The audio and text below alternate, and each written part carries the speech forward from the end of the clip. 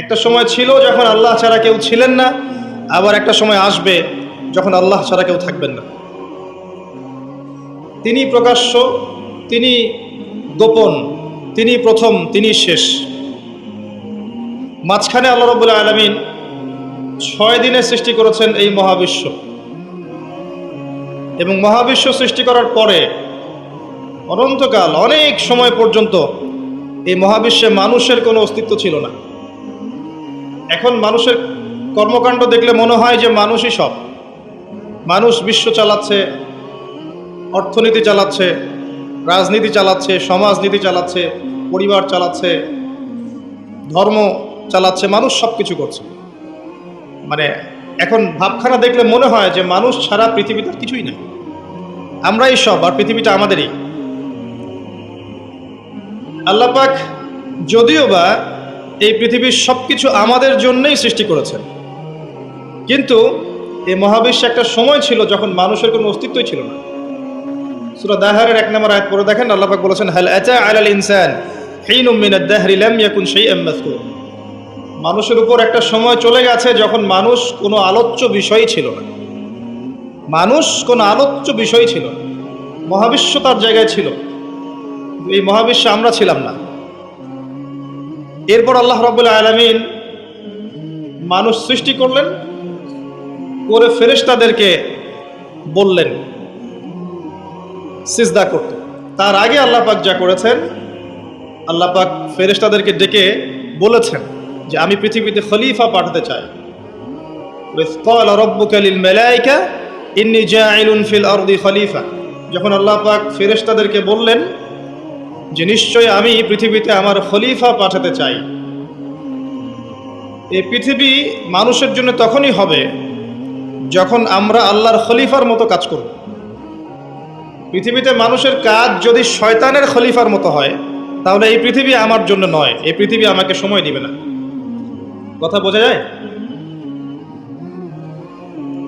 এই পৃথিবীতে আল্লাহ পাক মানুষকে পাঠানোর আগে ফেরেশতাদেরকে জিজ্ঞাসা করেছিলেন, আমি পৃথিবীতে খলিফা পাঠাতে চাই। খলিফা কে? খলিফার কাজ কি?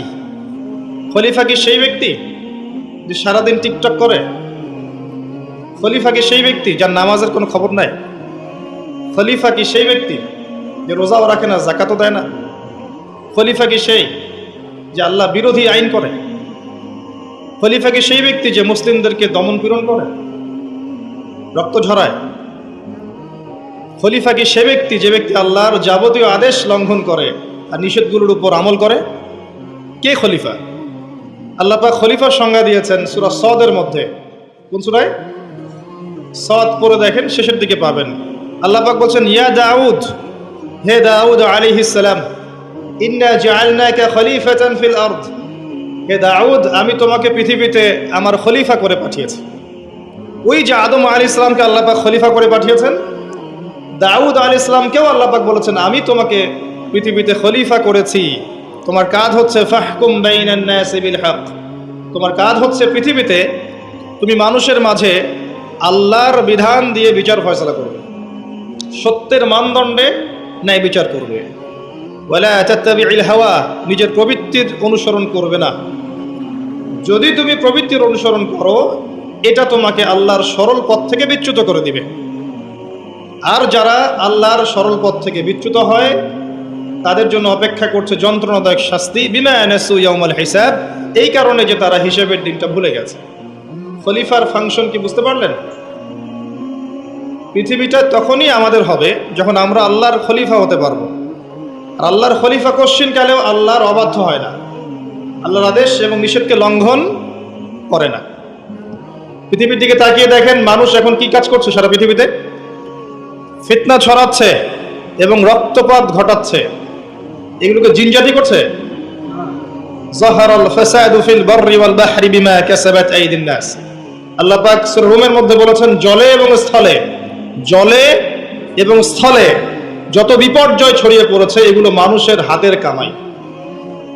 আপনি আল্লাহর কথা ডিনাই করতে পারবেন না, এটা আল্লাহর কথা। আপনি দেখেন বিশ্বের দিকে এক দেশ আরেক দেশকে যে আক্রমণ করছে, বিশ্বটাকে একটা নিউক্লিয়ার যুদ্ধের দিকে নিয়ে গেছে, এটা কি জিনজাতি করেছে? এই নিউক্লিয়ার ওয়েপেন্স গুলো কি মানবতার কল্যাণে কাজ করবে? একটা যদি আল্লাহ না করুক বিস্ফোরিত হয়, আর এটা সমূহ সম্ভাবনা আছে যে হতেই পারে আগামীতে, তখন বিশ্বের এই অবস্থা থাকবে? কোশ্চিন গেল থাকবে না। আপনি দেখেন অর্থনীতির মধ্যে আমরা যে সুদ ভিত্তিক অর্থনীতি চালু করেছি, এটা কি জিনজাতি করেছে? আর এর মধ্য দিয়ে কি আমাদের কল্যাণ হচ্ছে? আমরা সংস্কৃতির নামে যে অশ্লীলতা ছড়িয়ে দিয়েছি, নারী পুরুষের ফ্রি মিক্সিং বেলাল্লাপনা ছড়িয়েছি, পর্নোগ্রাফি ছড়িয়েছি, মাদক দ্রব্য ছড়িয়ে দিয়েছি, আমরা নারীরা এখন পোশাক পরেও নগ্ন হয়ে ঘুরছে, পুরুষ নারীর পোশাক পরছে, নারী পুরুষের পোশাক পরছে, ফাংশনাল রোল চেঞ্জ হয়ে গেছে, প্রজন্মের পর প্রজন্ম যাচ্ছে, তারা জীবনের উদ্দেশ্য কি জানে না, মাদক, ক্যাসিনো, টিকটক, ফেসবুক, ইউটিউবিং ইত্যাদি ভোগ বিলাসে তারা ব্যস্ত আছে। এগুলো কি জিনজাতি করছে? ফাসাদ, যত ফাসাদ, গ্লোবাল ফাসাদ, ইকোনমিক ফাসাদ, পলিটিক্যাল ফাসাদ, সামাজিক ফাসাদ, প্রতিটা সেক্টরে, পারিবারিক ফাসাদ, কোনো ক্ষেত্রেই ফাসাদ জিনজাতি ছড়াচ্ছে না। কারা ছড়াচ্ছে? এটা আল্লাহ বলেছেন, যাহারাল ফাসাদু ফিল বাররি ওয়াল বাহরি বিমা কাসাবাত আইদিন নাস। মানুষের ফাসাদ এমন পর্যায়ে পর্যন্ত চলে গেছে যে প্রাকৃতিক ভারসাম্য এখন নষ্ট হয়ে যাচ্ছে। গতকালকে নিউজ দেখবেন যে হিমবাহ এত দ্রুত গলছে, বিগত শতাব্দীর চাইতে 80 গুণ বেশি দ্রুত বরফ গলে যাচ্ছে, এবং এতে 100 কোটি মানুষের জীবন হুমকির মুখে সামনে। এর কারণ হচ্ছে বাতাসে, পরিবেশে carbon die oxide, carbon monoxide গ্যাসটা বেশি, এবং মিলস অ্যান্ড ফ্যাক্টরিজ, ইন্ডাস্ট্রিজ, এগুলোর মধ্য দিয়ে আমরা পরিবেশের ভারসাম্য নষ্ট করে ফেলেছি। কে করেছে? জিনজাতি।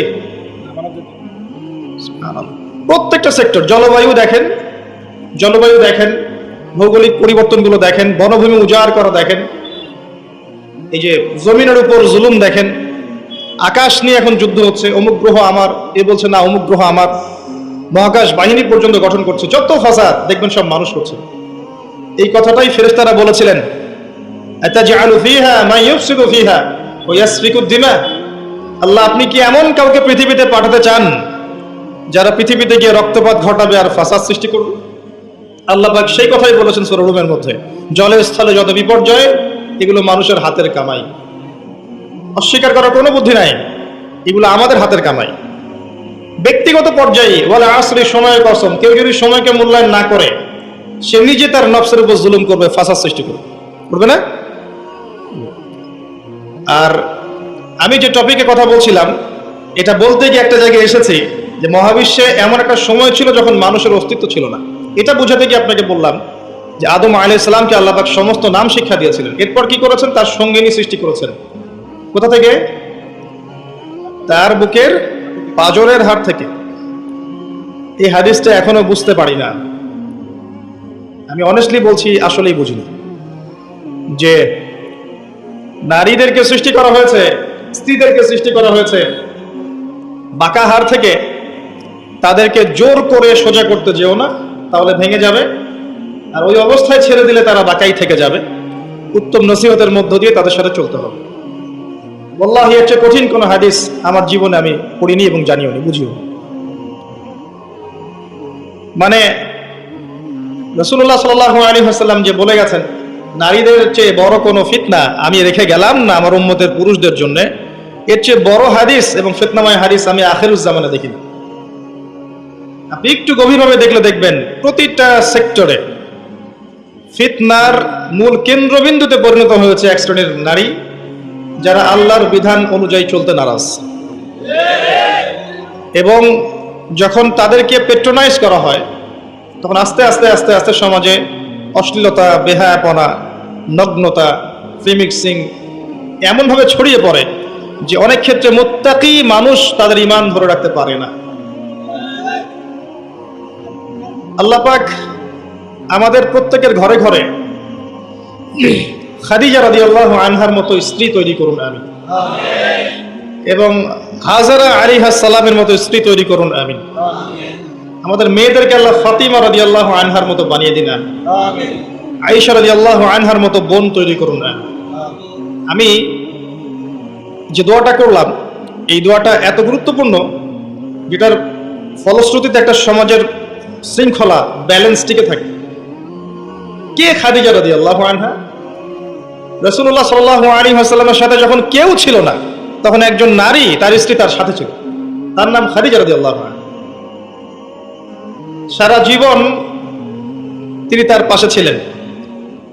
এবং ওই যে গারে হেরায় যখন নবী সাল্লাল্লাহু আলাইহি ওয়াসাল্লাম আল্লাহকে ডাকতেন, গারে হেরা যারা দেখে এসেছেন, হজ করেছেন, একবার উমরা করেছেন বা গিয়েছেন ওখানে, তারা জানেন যে এটা কত উঁচু।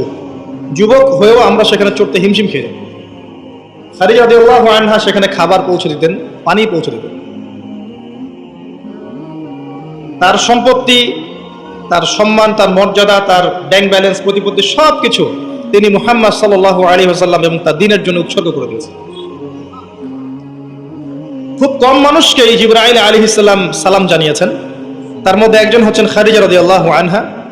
নবী করিম সাল্লাল্লাহু আলাইহি ওয়াসাল্লামকে তিনি বলছেন, ইয়া রাসূলুল্লাহ, ওই যে খাদিজা আসছেন, তিনি যখন আসবেন তখন তাকে আমার পক্ষ থেকে সালাম জানাবেন এবং তাকে বলবেন, আল্লাহ আপনার জন্য জান্নাতে এমন একটা ঘর নির্মাণ করেছেন যে ঘরের মধ্যে কোনো কোলাহল নাই, কোনো চিল্লাচিল্লি হইচই কিছু নেই, সুকুন এবং শান্তি। এই যে তাওয়াক্কুলকারিণী নারী, আল্লাহর প্রতি ভরসাকারিণী, সবরকারিণী নারী, তার গর্ভ থেকে এমন সন্তান এসেছে যেই সন্তানকে বাবা বলছে, ইয়া বুনাই, হে আমার সন্তান, ইন্নী আরা ফিল মানামি আন্নী আযবাহুক, আমি স্বপ্নে দেখেছি আমি তোমাকে জবাই করছি, ফানজুর মাযা তারা, তোমার কি রায় আমাকে বলো। আর ওই বাচ্চা বলছে, যার বয়স মেবি 10 বা 12 বা 15 হাইয়েস্ট, যে বয়সের আমাদের প্রজন্মের বাচ্চা কাচ্চারা কিশোর অপরাধ করে আর টিকটক চালায় আর স্মোক করে আর ড্রাগস নেয় আর মেয়ের পিছনে টাঙ্কি মারে, এই বয়সের বাচ্চা। ইসমাইল আলাইহিস সালাম বলছেন, ইয়া আবাতি, হে আমার বাবা, ইফআল মা তুমার, হে আমার বাবা, আপনি তাই করেন যা আপনাকে আদেশ করা হয়েছে। কি আদেশ করা হয়েছে? জবাই করতে। আপনি তাই করেন যা আপনাকে আদেশ করা হয়েছে। সাতাজিদুনি ইনশাআল্লাহু মিনাস সাবিরিন, ইনশাআল্লাহ বাবা আপনি আমাকে সবরকারী পাবেন। এই জেনারেশনের একটা ছেলেকে দেখাতে পারবেন যে এরকম করে কথা বলতে পারবে? একটা ছেলে? এরা তো জানেই না জীবনের উদ্দেশ্য কি, জীবনটা কি সেটাই জানে। What is life, the definition of life, the definition of success জানে না। ওই ছোটবেলায় একটা বইয়ের বোঝা কাঁধে চাপিয়ে দেওয়া হয়েছে, ব্যাগের মধ্যে 10টা বই, এটা নিয়ে গিয়েছে প্রথমে প্লে, তারপর নার্সারি, তারপর 1 2 3 4 5 6 7 8 9 10 পড়েছে। পরীক্ষা A+ পেতে হবে, গোল্ডেন পাওয়ার জন্য যা ইচ্ছা তাই করেছে।